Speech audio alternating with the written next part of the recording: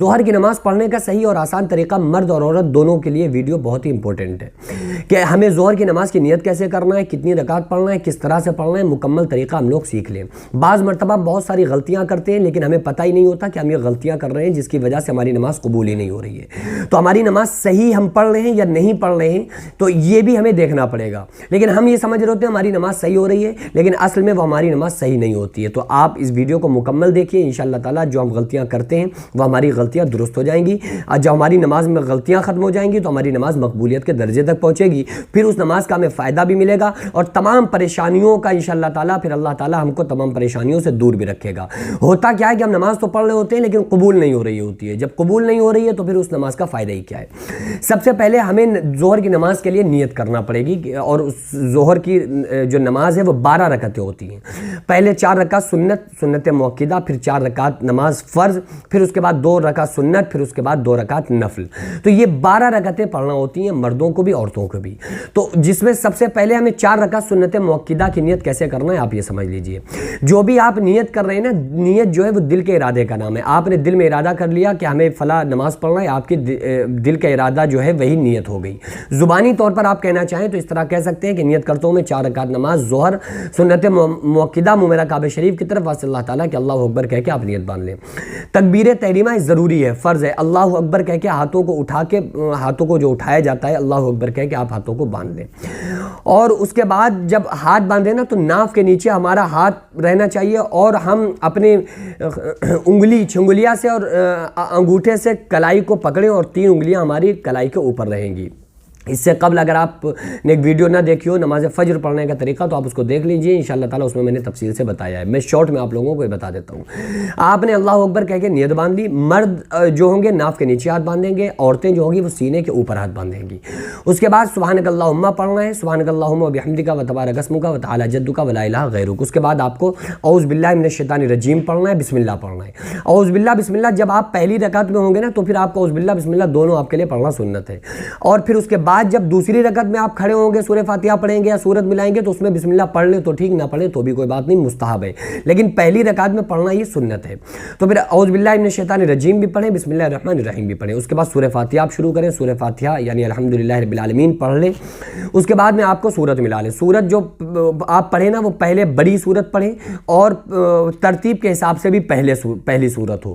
اس کے بعد آپ رکوع میں جائیں، 3 مرتبہ کم سے کم سبحان رب العظیم پڑھیں، 3 مرتبہ بھی کہہ سکتے ہیں، 5 مرتبہ بھی کہہ سکتے ہیں۔ اور برابر ہمارا رکوع میں سر اور ہماری پیٹھ برابر ہونا چاہیے۔ اس کے بعد سمع اللہ لمن حمیدہ کہہ کے کھڑے ہو جائیں۔ مقتدی جو ہوگا سمع اللہ لمن حمیدہ نہیں کہے گا بلکہ وہ جو مقتدی امام کے پیچھے پڑھنے والا ہوگا جب امام سمع اللہ لمن حمیدہ کہے تو مقتدی ربنا لک الحمد کہے۔ لیکن چونکہ سنت کا میں طریقہ بتا رہا ہوں تو اس میں اکیلے ہی پڑھی جاتی ہیں سنتیں، تو پھر اس میں سمع اللہ لمن حمیدہ اور ربنا لک الحمد دونوں کہیں، مرد بھی کہیں عورتیں بھی کہیں۔ پھر رکوع میں 3 مرتبہ سبحان رب العظیم پڑھنے کے بعد کھڑے ہو جائیں، سمع اللہ لمن حمیدہ اور ربنا لک الحمد کہنے کے بعد پھر آپ سجدے میں جائیں اللہ اکبر کہہ کے۔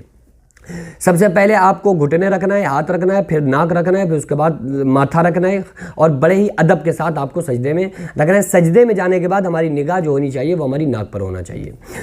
پھر 3 مرتبہ کم سے کم سبحان رب الاعلیٰ پڑھنا ہے۔ اس کے بعد پھر دونوں سجدے کرنے کے بعد پھر آپ کھڑے ہو جائیں، اسی طرح سے دوسری رکعت، تیسری، چوتھی۔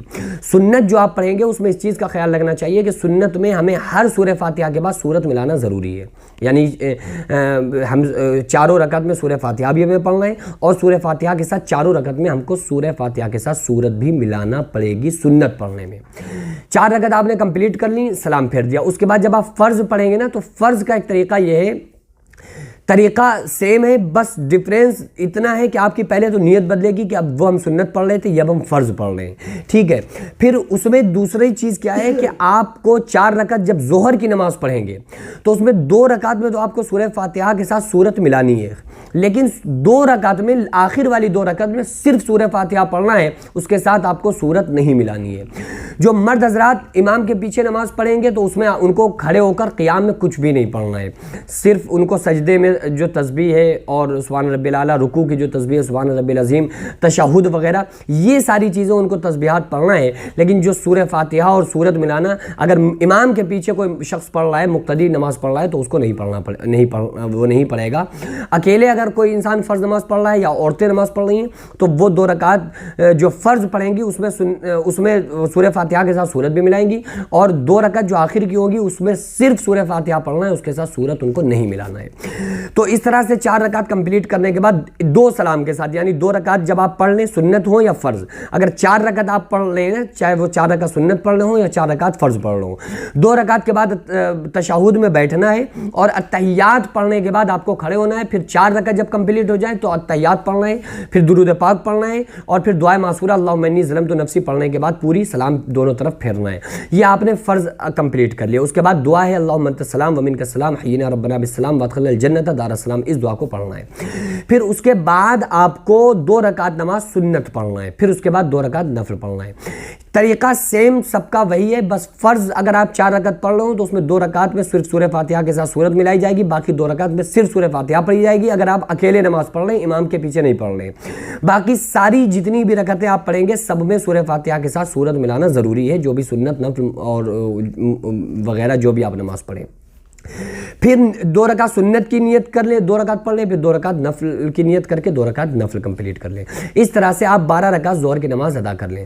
بعض مرتبہ ایسا ہوتا ہے کہ لوگ نفل چھوڑ دیتے ہیں، اگر ایسا کنڈیشن ہے کہ انسان جلدی میں ہے یا کوئی پرابلم ہے یا کوئی مسئلہ ہے تو چھوڑ دے، بہرحال بلا وجہ نہیں چھوڑنا چاہیے، کیونکہ آقا علیہ الصلوۃ والسلام نے ارشاد فرمایا کہ فرض میں جو کمیاں رہ گئی ہوں گی نا، چونکہ ہماری نماز اس درجے کی تو ہوتی نہیں ہے کہ بہت زیادہ بالکل ہم اللہ میں کھو جائیں، جیسے کہ آقا علیہ السلام نے فرمایا نماز ایسے پڑھو گویا تم اللہ کو دیکھ رہے ہو، یہ خیال نہ ہو سکے تو یہ گمان کرو کہ اللہ تعالیٰ ہم کو دیکھ رہا ہے، تو پھر یہ کنڈیشن تو ہماری پیدا ہوتی نہیں ہے۔ تو جو ہماری فرائض میں جو کمیاں رہ جاتی ہیں وہ اللہ تعالیٰ نوافل اور سنت کے ذریعے سے قیامت کے دن ہمارے فرائض میں جو کمی رہ گئی ہوگی اللہ تعالیٰ ان کو پورتی فرما دے گا۔